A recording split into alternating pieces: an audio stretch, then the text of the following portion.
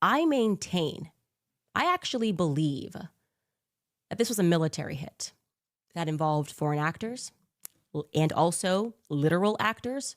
I believe that that day ran something akin to JFK's assassination.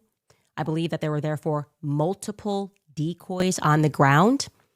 I do not believe, just so I'm clear here, that the person who was walking up the stairs killed Charlie. In fact, my suspicion is that that photo was not even shot on the same day.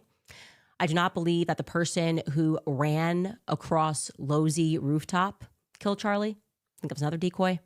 I do not believe that shot came from a Losey Center at all. And we all know that decoy George Zinn didn't kill Charlie. And I received an interesting tip about him as well, that he's much more connected than what meets the surface. He potentially has connections to the federal department, familial connections to the federal department, and we are prodding that. It's getting interesting. Anyway, that would suggest that there are thus a total of 4 decoys, like George Zinn, staircase guy, maroon shirt guy, and Losey Center guy, none of which I believe actually pulled the trigger. Call it a hunch.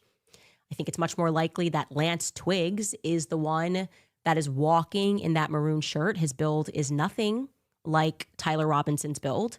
Lance Twiggs is thinner. And obviously I'm speculating here, but I believe Tyler Robinson was involved, and he was in fact driving around campus on that day, therefore assisting in the costume changes, likely picking up clothing. And as we broke the story, Tyler was seen at Dairy Queen. And what was he seen doing, as I told you? Dumping clothing in the cemetery beside that Dairy Queen. So I think that is what his involvement is limited to. That was his job, to get rid of clothing. It's completely a nonsense to think that a person who had never killed anyone was high on adrenaline after a kill and decided to eat Dairy Queen. That doesn't even make sense biologically speaking. There was going to be an adrenaline measure that kicks in after you kill animal, yet alone a person, yet alone having it be your first kill. And you're like, he just decided to go to DQ, sit down, write some poetic text messages. It's why they are freaking out about that Dairy Queen leak, because it disrupts their narrative. One of many things that disrupts their narrative.